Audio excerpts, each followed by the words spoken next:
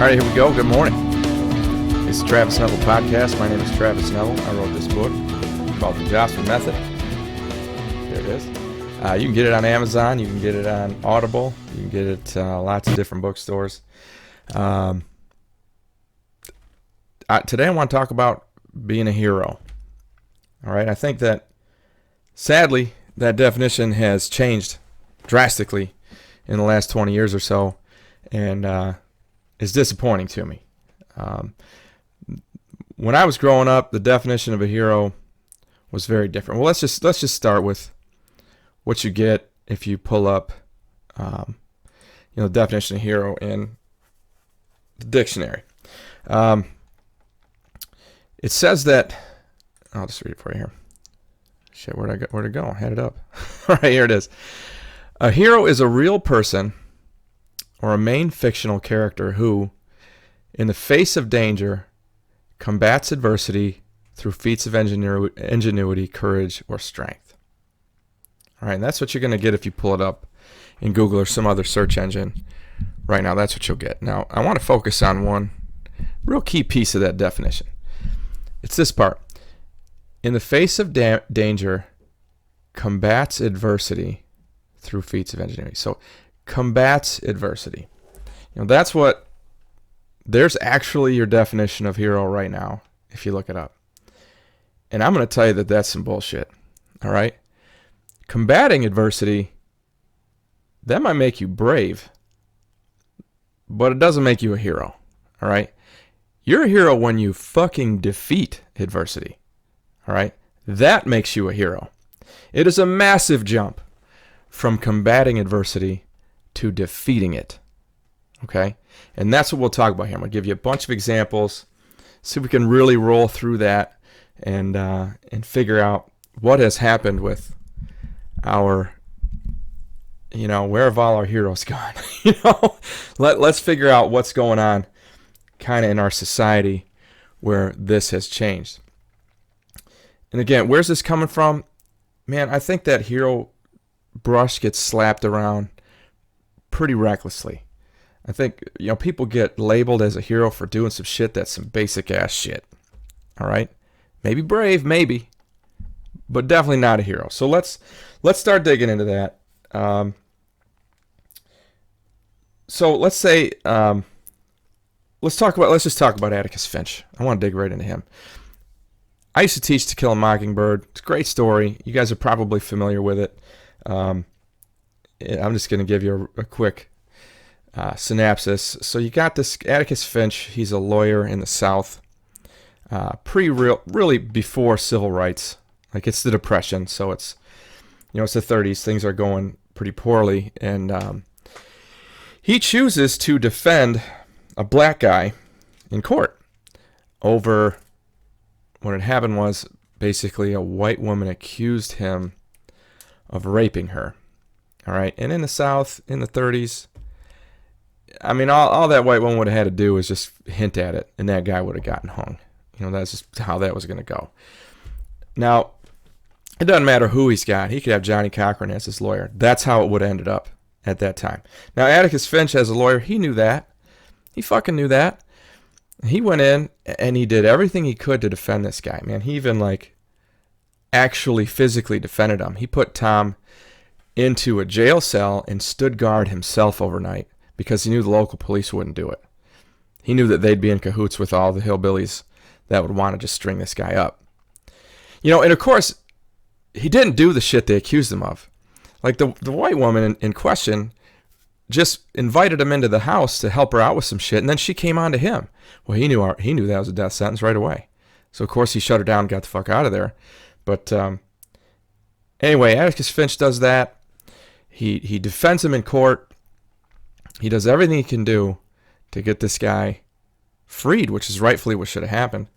Well, he ends up getting shot to death anyway. Sorry, spoiler alert. But that means, and people will talk about Atticus Finch as a hero all the time. You know, great guy, braver than fuck, no doubt about it. But he didn't win.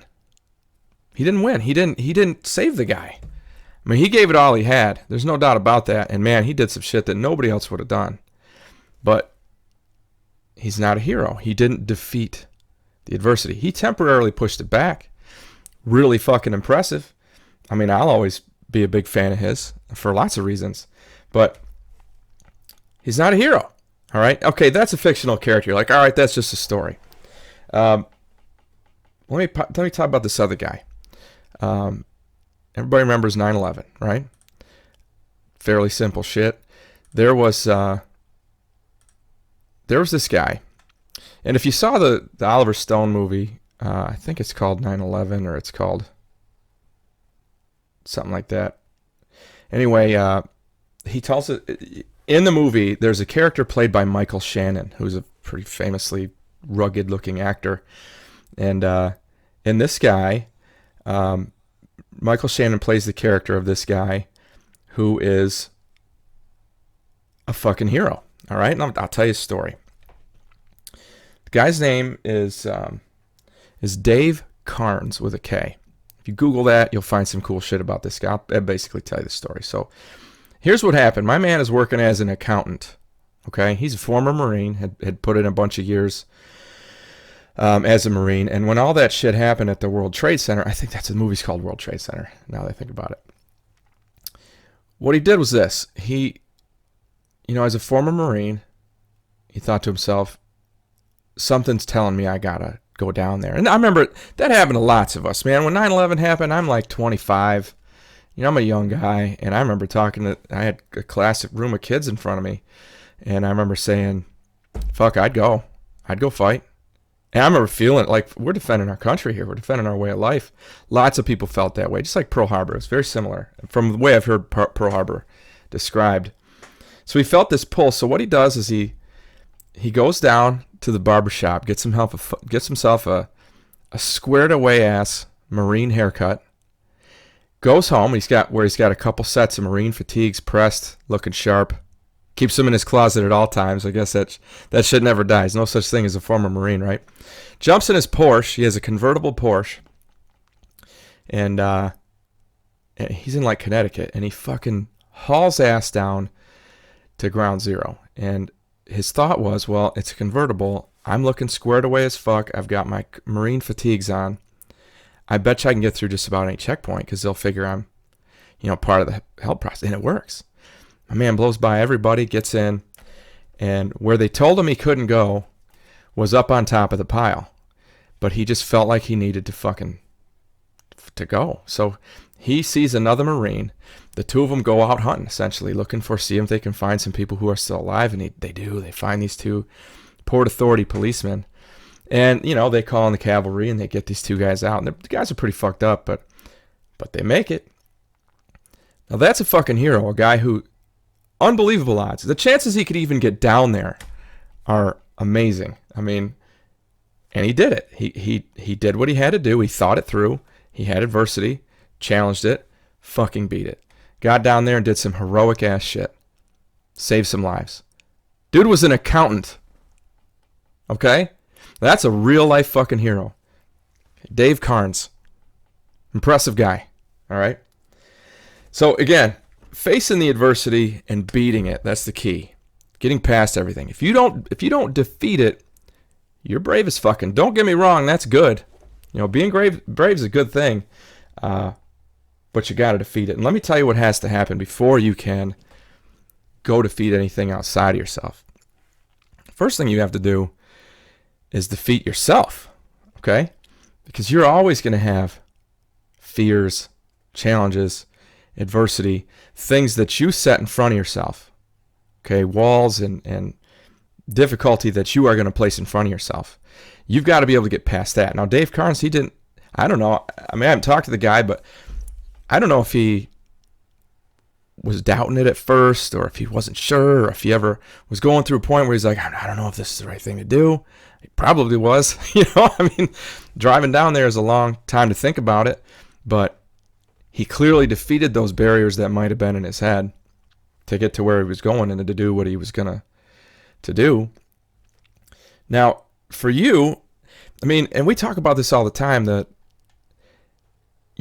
anything you do in your life that's of any consequence is going to be a result of habits. Almost always. So this guy, Dave Karnes, is a once-in-a-lifetime thing where you're going to have a 9/11 situation to go down and make a difference, right? But to be ready for that, he would have had to have some unbelievable habits in his life. Obviously, like having the fatigues there and shit like that. That just tells me the guy's probably really organized and very disciplined and not accustomed to backing down from fear. I mean, I'm just guessing on this guy, but and that's a habit. You got to do it all the time. You have to constantly be getting in front of yourself and busting through stop signs and breaking through fear. And let's just talk about one thing that can help you here, and that's your self-talk. Okay, I think I could do 5 fucking podcasts on self-talk, but if you're the guy, think about this, where when you hit your head or you stub your toe, if your mind automatically goes, you dumb motherfucker, you deserve that because of blah, blah, blah. Does that happen in your head even just a little bit? Do you ever get that going on? It's okay if you do, as long as you can beat it back. As long as you can beat it back and go, no, fuck that, I just stubbed my toe. Who gives a shit? It'll be over in a second. It'll quit hurting here in a minute, right? Words are like nutrition to your mind, all right? And the words that you specifically say, let alone how you think. How you say is going to reflect how you think, right? We talked about that with Jordan Peterson. That's why he wouldn't bow to the school when they told him that they were going to make laws about what he could say. He was like, fuck you, because that's basically you're telling me how to think, and I won't do it. You can make your own laws and rules about how you're going to talk and thus think, right? And that needs to be positive. It might not seem like a big deal, but it is. The more in the habit of, no, that's no big deal, that's just a bump in the road, I just knocked my head on the frame of the car door. Or, oh well, I didn't get that placement, but I'll get the next one. Like having that 3 and out mentality, okay? I know I'm always going to go back to football stuff, but 3 and out, big deal. All right, we're going to see, let's see what we can learn from that and move on to the next one. All right, having that mentality, truly understanding that, not hanging on your defeats, that's what's going to get you in the mental habit of being a fucking hero. Being ready and able when the time comes. Now, I talk about working out all the time, keeping yourself fit. Tough to be a hero when you're not. If it's going to be a physical thing like it was for Dave Carnes. Atticus Finch, I don't know how fit he was, but he did put himself physically in between the mob of haters and this guy they were trying to hate on. I mean, he did physically do that, but I would tell you that he did most of the fighting with his mind, which goes back to what I'm already trying to tell you. The words that you give yourself, okay, the positives, the way that you affirm yourself, it's huge. I mean, you guys look at my Instagram page. Those are pretty much all affirmations.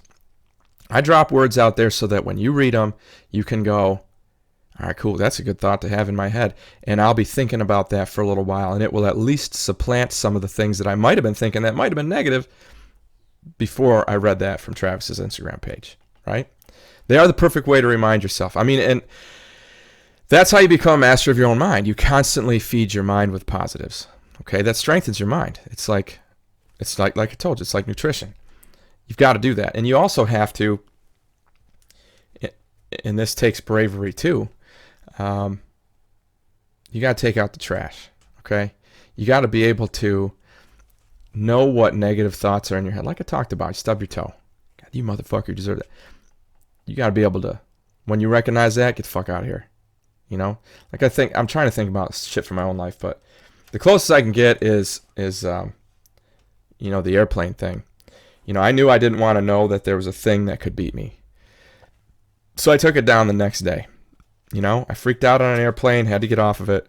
But the next day, I flew in 2 different airplanes. And so now I don't have to carry that around knowing that there's a thing that can beat me. You know what I mean? So I can still feel bulletproof. And that's how I prefer to feel. You know what I mean? And so then if a thing comes up like the Dave Karnes situation, I'm ready to go. I'm going to kick some ass. So here's another fictional character for you. Rocky fucking Balboa. All right? Now, I quoted him in my book, and basically every one of his movies, especially, I'll tell you, the first 4 of them, he's a fucking hero. And let's look at our definition. My definition, not the ones you find out there. Did he face adversity? Yup. Did he defeat it? Yeah. I mean, except in Rocky 1, he lost to Apollo in the first one, right? Let's just talk about 4, for example.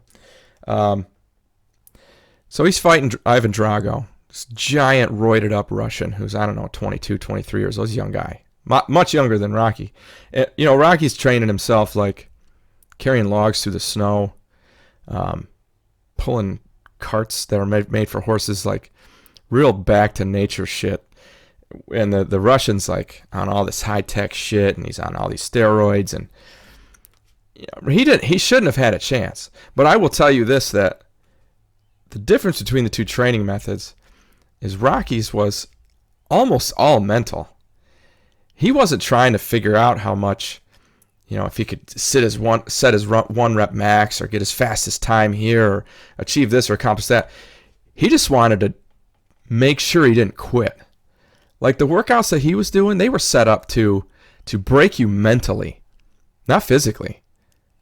He didn't give a shit about that. He knew that his body was a tool for his brain.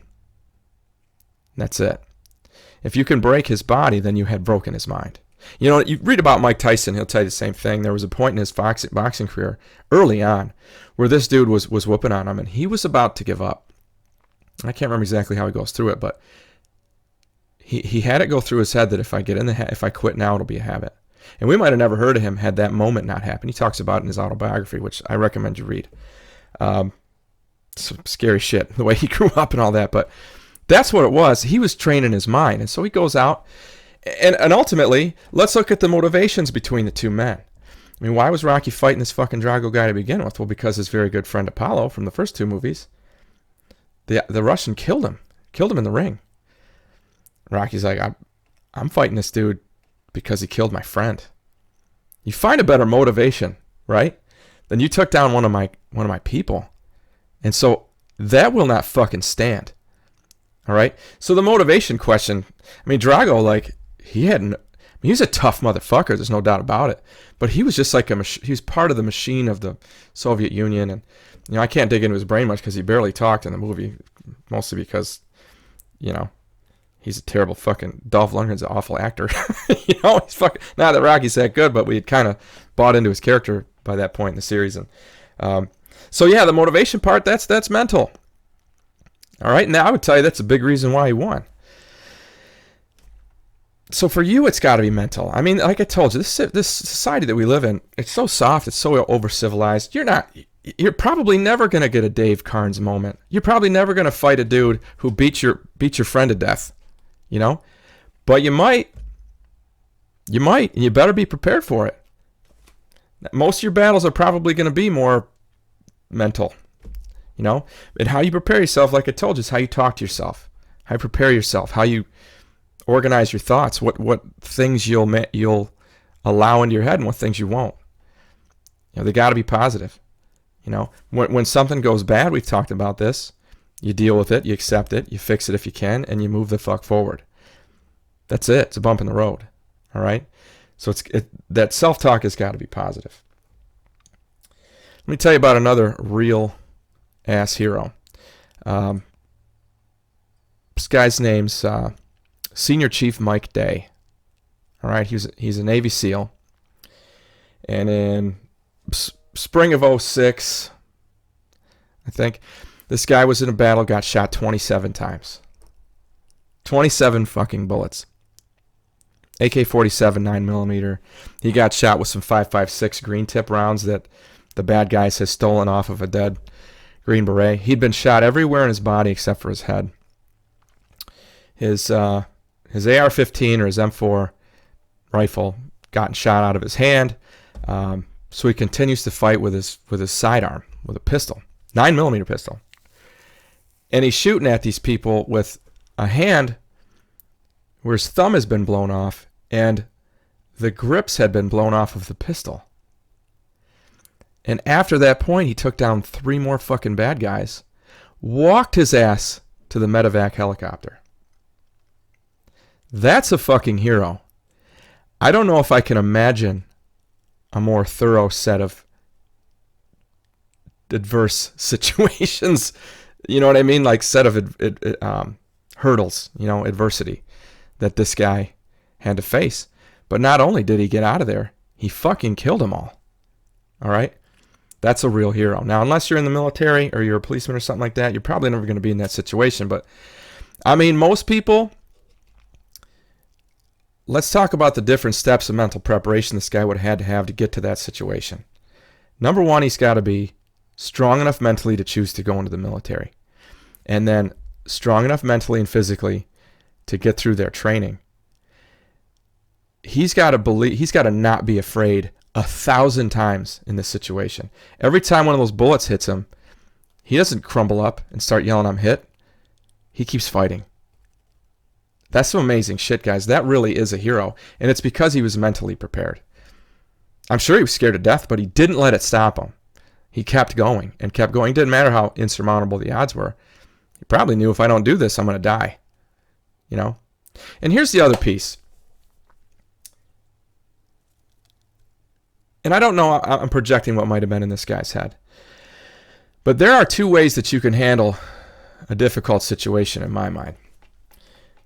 Option A, you can back down. Okay? There's fight or flight, right? You can flee and go away. And then you can deal with wondering what might have happened had you tried. Like I talk about dating. If I see a woman across the bar, I'm going to beat fear. I'm going to go talk to her. If she looks like somebody I want to talk to, I'll walk the fuck over there because I don't want to leave beating myself up going, why didn't you talk to her? Why didn't you go over there? I know I don't want to deal with that. I'd rather get shot down, crash and burn, Mav, than wonder what it would have been like. You know what I mean? There's that. I don't want that. There's the only other option is to hit it head on. And if you get out of it, you did everything you could. And if you don't, I'll see you again in Valhalla, brother. And that's going to have to be all right. Yeah, that's what I think. I think that this is a guy who wasn't going to let himself think, and I'm talking about Senior Chief Mike Day, Navy SEAL. He wasn't going to let himself leave there wondering if there was more he could have done. That's an impressive situation. That's both brave and certainly heroic. Now, here's a situation where it's not. If you are incredibly overweight and you get onto social media or whatever and you start talking about how hard the battle has been and how difficult it's been to keep the weight off, you're not a hero. I would tell you you're not even brave. Yeah, I would say that you're just complaining. You're a whiner. You know what I mean? And people tell you, I don't know, I don't know what this is like, but if you're struggling with your sexuality and you come out of the closet, yeah, I would tell you that's brave. It sounds like it would be very hard. Yeah, it seems like it would be very hard, but that doesn't make you a hero. And let's go back to the overweight person. Say you do, you start battling and you lose all the weight and you keep it off for a while. Still doesn't make you a hero, because you know what? You did triumph over a thing, but really the thing you triumphed over is your own bad decision making. So that's shit that's going on in your head. That's a thing that you are defeating in your head. That's maybe preparing to be a hero. That's maybe preparing to be brave. But it doesn't make you a hero. Complaining about it, defeating it, again, if it's just within you, It's not heroic. Sorry. It just isn't. You're on your way there. You're making some habits, but you're not a hero. You got to have external adversity. Yeah, I'm going to throw that term in, external. Let's add that in there. That's what it takes to be a hero. All right? Speaking of that, a lot of times people, let me tell you the difference between a mentor and a hero, okay? A mentor is a person who is more experienced than you are, a person that you look up to, a person that can give you guidance and offer you,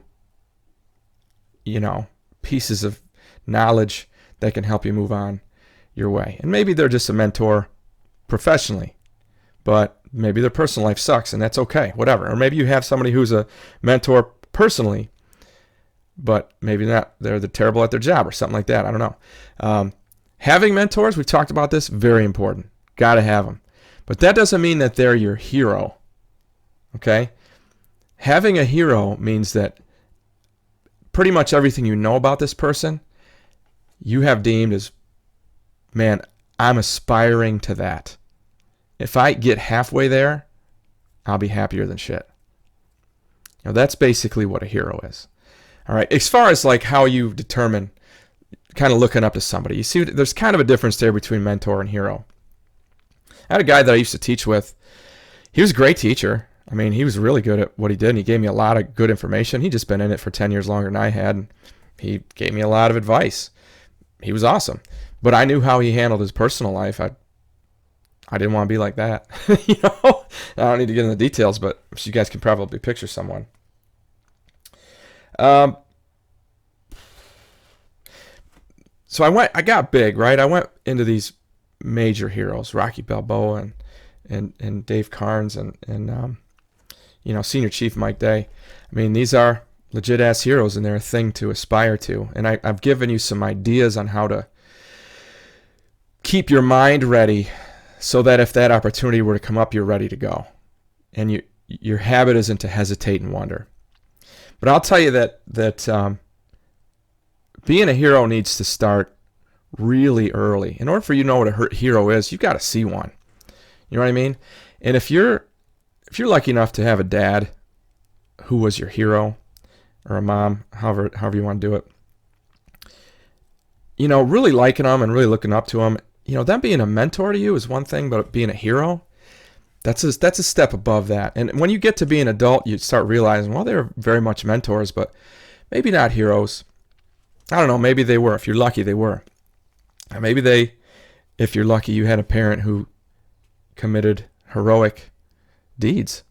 I'm gonna tell you, my dad. I can remember one time we were camping in Kentucky, and we were relaxing around a fire, I think, and we're kind of on the side of this mountain. We were in these caves. We were in the caves of Kentucky, right? And that's where we were camping.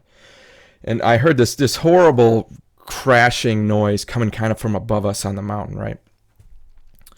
And my dad, I don't remember, we all kind of looked, and then like the next thing I saw was his back. And he was sprinting full speed up the mountain at this thing that was happening. And it took me a while to kind of put it together, what was going on. But it was a woman had been driving this car, and I guess it was just this college girl. Big ass gunboat of a Buick, because this is shit. It was probably 1983, right? And her car had rolled off the side of the mountain. It was rolling down the side of the mountain, and it had landed roof down, rubber side up, like you're not supposed to be, and she was still in it, And my dad, in an instant, sprinted at that thing. I mean, full bore. I mean, like good form and everything. Looking back, like he was smooth, right? And he got there, and he pulled her out. And I remember seeing him walking down with her kind of draped over him, and he had blood on his shirt, and she was all bloody, like down her head injuries, bleed a lot. She probably hit the windshield. It's 1983. Probably wasn't wearing her seatbelt. Nobody did back then, and he got her out. And I remember the only thing that he said was when he took off sprinting, he yelled back, "Get my shoes." He did all that shit barefoot. He didn't even think about it. barefoot, flying up this granite mountain, into a fucking crash scene. Didn't even hesitate, not for a second. He just yelled, "Get my shoes." It's heroic. So if you didn't have that, that sucks. Maybe your dad just didn't have the opportunity, but you do. If you have kids, especially if you have sons, and you're not their hero, you're not fucking trying hard enough. And if you're lucky enough to be in a position of we're leading people or whatever it is, when those opportunities come up, you fucking take them. Okay? You get an opportunity to be a hero, you fucking go. You go now. There is no thinking about this or worrying about that. There's your go, and you act. That's what heroes do. Again, I've talked from the very beginning about your actions. Okay? That's what matters. That's what's going to take you forward. That's what's going to make you happy. That's who you are. Your actions are who you are. All right? So that's being a hero. That's what a hero is, what a hero isn't. Man, I went round and round with this, trying to figure out, what angle I was going to take and how I was going to talk about it. And I hope I got it across to you. Be prepared mentally. Strengthen your mind. Feed yourself those positive thoughts. Build yourself up. Be as confident and as strong as you can mentally, because then when it's time to act, you will. And you won't even hesitate, because you'll know you can. There won't be, I think I can. You'll get it done. The Navy SEALs talk about this a lot. They talk about how to get through BUDS, Basic Underwater Demolition School, which is Navy SEAL training, they just don't give themselves another option. There's either get through it or die. And that's it. And when you put yourself in that mental situation, you'll fucking get through it. You will. You'll get through it. So be in that habit. All right. I'm Travis Neville. This is the Travis Neville Podcast. I hope I've helped you at least in some way today to get your shit together. Have a great week.